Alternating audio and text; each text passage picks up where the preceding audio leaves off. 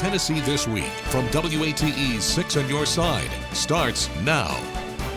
Hello and welcome to Tennessee This Week. I'm Bo Williams. We've got a number of stories in the headlines this week we want to touch on, so we're going to bring in our panel of pundits to weigh in on some of them. We've got a crowded desk for you today. Craig Griffith, Julia Hurley, George Corda, and Michael Covington. Great to see everybody here. Glad to be here. Let's first talk about, let's keep it local here. We'll start things off. Let's talk about Mayor Kincannon. There was a big, we should note we're recording this the day before Thanksgiving. So when I say last night, I mean Tuesday. But there was a city council meeting last night, moving some funds as far as some of the parks and whatnot. But looking ahead to 26 right now, what needs to be accomplished here? What do we need to be looking for? What would you like to see from the mayor moving forward? George, since you're next to me here, I'll start with you. I don't think she's going to have a very good year at all. They're not going to have the money they thought they were going to have. They've suffered two significant setbacks over Chilhowie Park and the sales tax increase. And a politician is like a shark. As soon as the shark's wounded, the other ones move in. And the mayor is the biggest shark in the city, and she's been wounded. So I think they're going to have a tough budget time. They're not going to be able to do the things they want to do. They're going to find more and more opposition from city council, and I think it's going to be a long year for them. Julie, what do you think?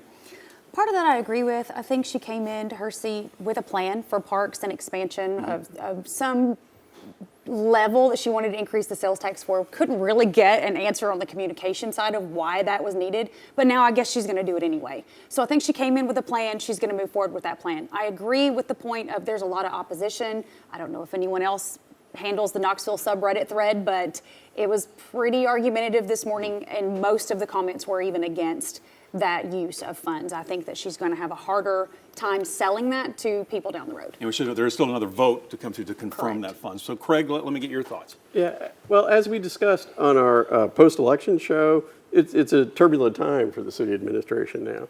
And I think that the thing that people are going to look for are answers to the questions that are now unanswered. What are you going to do with Chilhowie Park now? What are you going to do with the former safety building site? Is that going to be developed? So there are a number of big ticket items on the plate, and how she handles those are going to be dependent on the working relationship she establishes with the new council. So we'll have to see how that works out. I don't see council coming up with many big projects on their own now, but there may be coalitions formed where you have a second to projects that you didn't have a second for before. So we'll have to see how that works out, and you have to work within the budget that you have, as every politician has to. So we'll just have to see how that works out over the course of time. Michael? The mayor wanted that retail sales tax increase. She didn't get it, and not only did she not get it, she got a stern rebuke from the electorate. 2-1, 62-38. That says we never wanted this, and you never should have advanced it. The community is against this wasteful spending, and those decisions that they made to move funds despite the community saying we really don't need to spend monies in those areas. The mayor's headstrong, and she's going to get the message. Voters are not for much of what you are proposing. Big topic last night obviously was parks. You mentioned it, Julia, just a moment ago. George, is that should be the focus? I mean, what should be, if you have to pick something here and focus on moving forward? Well, they've got all kinds of things they need to focus on. So what should be, like, if you had to put the list and prioritize, what goes to the top? Or can you? Well, I would give equal weight to two things, road paving and parks. But the reality is, if people wanted what she said she was going to do, they'd have voted for the sales tax increase, and they didn't, to Michael's point. So I've been in these budget discussions. This is going to be a rough budget discussion year starting in January. And they're going to have to decide, frankly, at some point, do we need to ask for a property tax increase between now and the time she leaves office? They really want to? I don't think they're really going to, because I don't think council will go for it. You got people on council who have political futures they're thinking about, and they don't want to be tied to a failing mayoral administration. And that brings up a point, though. I mean, we do have a county mayoral race coming up next year. But the city mayor will be coming up after that. There are things that Knoxville needs. Infrastructure is number one on my list. Affordable housing is number two on my personal list. But I don't think we're building the city of Knoxville for Knoxvillians anymore, are we?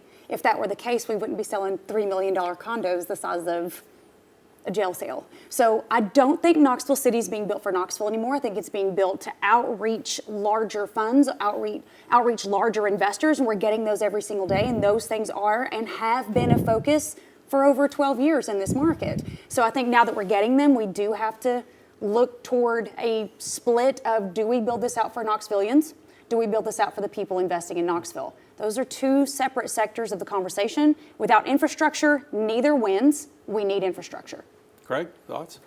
Well, I would say that the number one priority for this administration, as for I think most any administration, is public safety.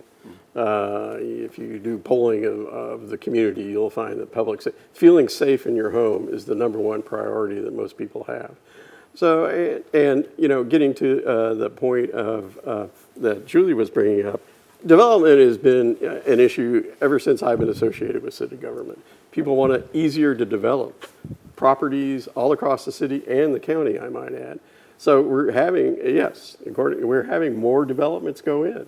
And I think that that's going to be accentuated if the people who say they are for an easier development process, fairer development process, are elected to office. So we'll have to see, you know, I mean, you can't turn around and not find what seems to be a vacant piece of property that doesn't have apartments on it now. So I think that's the way we're going. If you want to continue to grow the city, grow the tax base, then you're going to have to make some decisions on development. Yeah, what do you think about that, Michael? Affordable housing is a misnomer. I know that my fellow pundits believe that affordable housing should be a first, second, or third priority. Affordable housing isn't even in my top 5, because if you're not promoting job growth that has earnings that will pay for housing, it doesn't matter how affordable you make it. You're not going to be able to afford it. You're not going to be able to afford rent. We've got developers actually building whole developments of nothing but lease properties. Those individuals will never get out of those and get into homes. So affordable housing, no, that's a misnomer. It's a farce. It's money going down a black hole. You got to find jobs for people that pay for housing. That will solve that problem. And it's a problem that may never get solved. Julie, I know you're real estate. It does feed into exactly what I just said. The houses that we currently have are well beyond the reach of the median income availability for people who are from here, who live here. We are no longer building Knoxville for Knoxville. We are building it to bring people who can afford Knoxville, and for that, those kinds of investors are looking for parks and recreational things to take advantage of when they bring their money. We are building Knoxville for non-Knoxvillians at this point. So infrastructure still would be my number one. A developer told me that it costs, and this is one developer, told me it costs about $300,000 to build the average size house now. So that means if you're going to make a profit, if you're going to grow from that, then you've got to charge what, $375, $400, $425, and that's beyond the reach of a lot of people. But I don't agree with the philosophy that government can somehow create affordable housing. They can't do it. There's a market, the market dictates, and the city government is not going to say, we're going to have affordable housing unless they're prepared to build a whole lot of public housing. So the issue of how much it costs, this same thing happened to me when I lived in Florida. All the northerners started moving down, paying cash for houses that people had never worried about buying before, shot the prices up, real estate values skyrocketed. And now, I think I read the other day that Knoxville had the highest housing percentage cost increase of any city in the country. And it ain't going to get better soon, I don't think. Joe, I see you nodding over there. That is correct. Knoxville, Tennessee is the highest cost increase in the entire United States of America. Knoxville, Tennessee is also ranked 5th in the United States for relocation services. So again, we're not building Knoxville for Knoxvillians. However, you can build a house in downtown Knoxville and you can sell it for a profit at about $265,000. They're everywhere. Brand new shotgun houses are being built on these 0.1 acre lots all over the city of Knoxville. That's still considered affordable for the average American, not median Knoxvillian, but the average American. So technically affordable housing is available. It's very small. And again, to Michael's point, we don't really have the job sector necessarily to be attracting the people that can still qualify for even those homes at this point. So there are a lot of things going on in not just the city of Knoxville, Knox County, and the surrounding counties, and the state of Tennessee that are going to culminate into one big bubble that's going to burst of opportunity for someone to come in and solve a problem, or we'll solve it ourselves. I know we need to have a break, but Craig, I want to let you chime in here for I might point out that the average age of the first-time home buyer in the United States is now 40 years old. So if you're not starting to develop equity in your portfolio through housing until you get to be 40, I don't know what the future is going to bring for people who are faced with that problem. All right. I tell you what, we do need to take a quick break. We've got more to talk about. Keep it tuned right here to Tennessee This Week. See you in a moment. All right, welcome back to Tennessee This Week. The Pentagon says investigating Senator Mark Kelley over video urging troops to defy illegal orders. Kelley, just one of several people in that video. Bring our panel of pundits back in. We should note Kelley was actually on Jimmy Kimmel last night. Again, we record this on Wednesday, so that was a Tuesday night show. But Michael, I want to start down at the end with you. Obviously, this has become a huge topic of discussion. If the President of the United States is the bear, those Democratic senators and congresspersons poked the bear. He is going to come back at them, and he is capable of some very serious revenge. I mean, that's a part of his personality. And if you don't accept that, you're going to continue to be in his crosshairs. Mark Kelley feels as though his service justifies his being able to do things that are somewhat questionable. He's daring the administration to rattle his cage. If he was standing here, I could tell him, you can rest assured your cage is about to be rattled. Mm-hmm. If you think Donald Trump is not going to come after you and make life very difficult, you're mistaken. So it's the actions that are being taken, they're not going to go anywhere. But he's going to suffer a little bit as a result of this. There's no doubt about it. We're going to work our way down the table. Craig, let me get your thoughts on this topic here. Well, first of all, what they said, to my understanding and my reading of the Uniform Code of Military Justice is that a military person is supposed to not obey an illegal order. Obeying an illegal order does not give you any sort of liability protection for a crime if it's committed by a military person. So, I don't think that there's anything this investigation is going to come up with. I don't think there's going to be anything that this FBI investigation is going to come up with that's a actionable offense.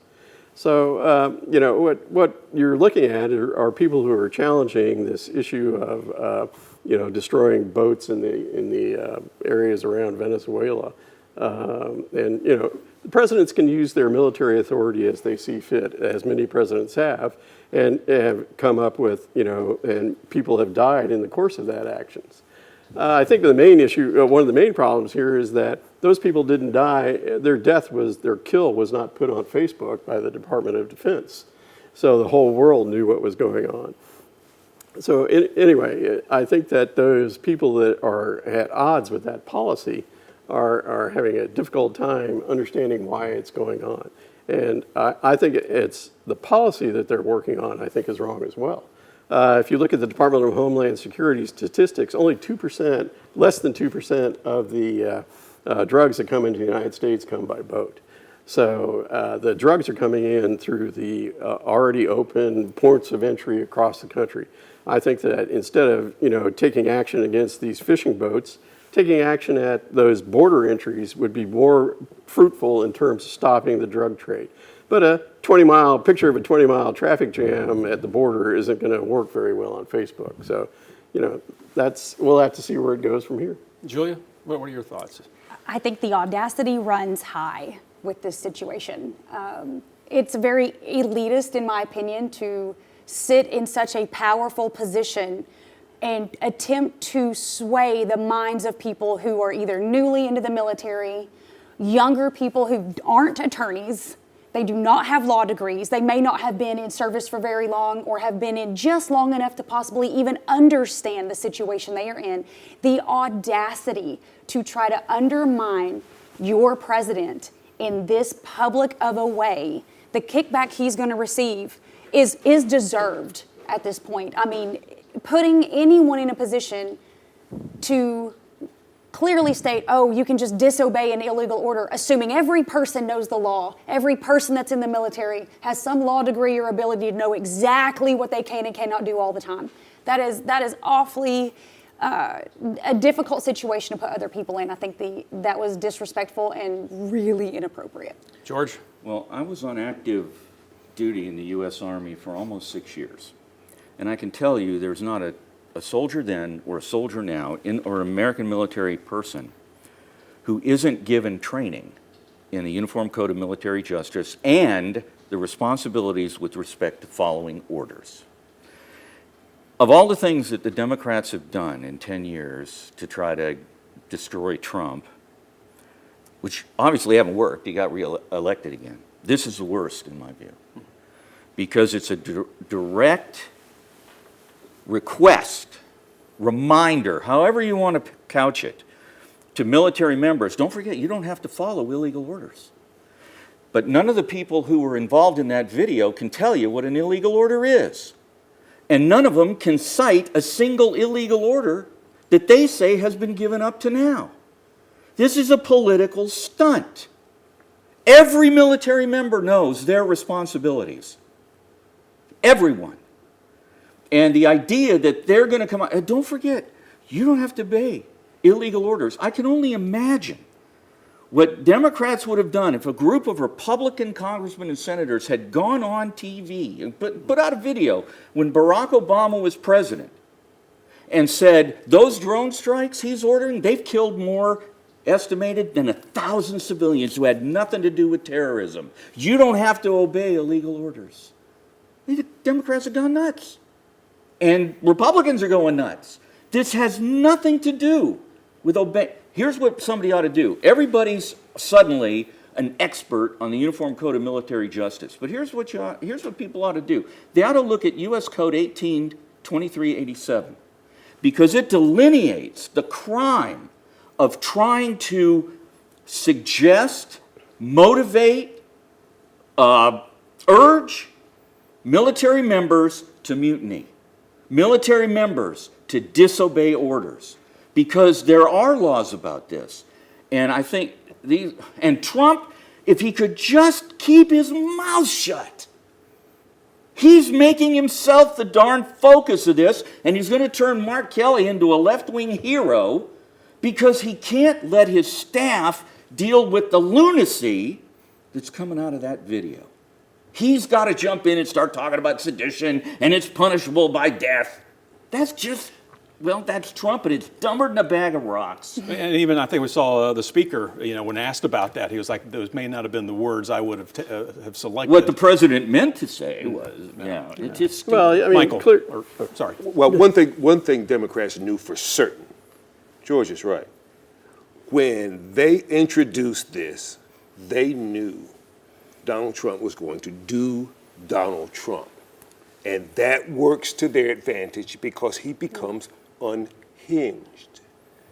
He won't let his staff do their job. He's got to get out there and use fancy terms like sedition. It just gets people worked up, and that's his nature. So this isn't going to go well, and it's going to be advantage Democrats. And I would imagine Barack Obama somewhere at the bottom of this woodpile, because this sounds like something he would orchestrate. Craig, I got 30 seconds. Yeah, it's a battle created in social media. I think that people understand, yes, when you poke the bear, has been mentioned, you knew exactly what was going to happen. It was going to come out on True Social, and it was going to be outlandish, and the two sides are going to be at loggerheads, and we'll move on till the next poke comes out where he gets back on social, True Social. All right. Hey, we need to take another quick break. We'll be right back with more Tennessee This Week. Stay with us. And welcome back to Tennessee This Week. Before we wrap up the program, we wanted to take a moment and reflect on the life and legacy of former Knoxville Mayor Randy Tyree, who had passed away this past week. Tyree, first elected mayor in 1975, served for 2 terms where he led the drive for the Knoxville Convention Center and helped eliminate the city's debt. He also put Knoxville in the spotlight by working tirelessly to ensure that our city hosted the 1982 World's Fair. Let's bring in our panel once again. And Craig, I'm going to start with you this time. Just your thoughts after you heard of the passing. Yeah. Well, Randy was a wonderful human being. Being both involved in local politics, we would see each other at various events on a regular basis. And we would always sit down and have a casual conversation about the events of the day. And obviously, he took a more democratic view of it than I did as a Republican. But, you know, we could always come to an interesting discussion of the day's issues. And his tireless work for the World's Fair, which was, by most definitions, a wonderful success. And it moved to bring the city to a different level of national prominence. And I think it was because of his efforts, actually, that the fair was able to be put on and was a success. So I'll miss Randy. I think he was a very nice gentleman. He always had a kind word for you and was able to shake your hand. Julia? So my first thought was, wow, that's really sad. Knoxville lost a legend. And it reminded me of a time that I had met him. I was much younger, and I had met him with Harry Wampler and Lamar Alexander, and we were at the Howard Baker Center. And we were speaking, I mean, we're all on different sides of the table, right? And he says, "Do you like red cars?" And I said, "Do you like yellow cars?" And he said, "You know what's funny? We both like cars." And we all laughed. And everybody, it was just a moment of, we're all going to find something in common to have this great conversation. I felt like I was learning a lot from legends around me.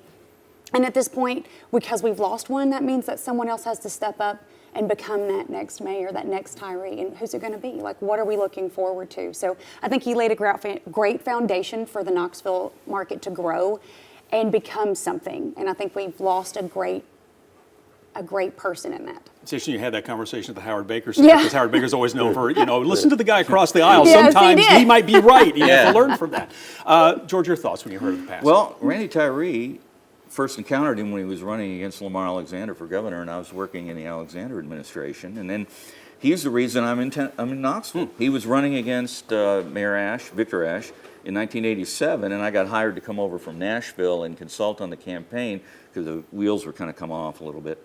And Ashe won, and I became public affairs director and press secretary. And Randy Tyree, we always got along well. He was on my radio show once, and afterwards he said, "You got really good name recognition. You should consider running for something."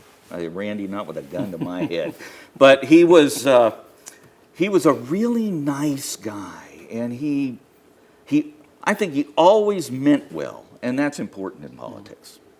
Michael? I did not know Randy Tyree very well. I always associated his success with the World's Fair, and that being the reason that I came to Knoxville the very first time. What I noticed about him in any gathering, he knew no strangers. He recognized just about everybody in the room. He spoke to and greeted everybody in the room, whether he knew you or not. I think I met him before I knew him. And the person that I met treated me like he had known me for years, which I thought, well, this is what politicians are about. But you flip that script and you see that he ran several times. It just seemed like he would have won more elections in this area as well thought of as he was. And I just never understood why he didn't win some of those races that he ran, because he was highly respected and well thought of into death. Moving forward, I mean, is there something you take away? Julie, you kind of brought up about the whole car discussion, which is still stuck with me. Yeah. I mean, is that something we need to take away here moving 100%. forward as far as trying to work together? 100%. We all like something. We may just like different versions.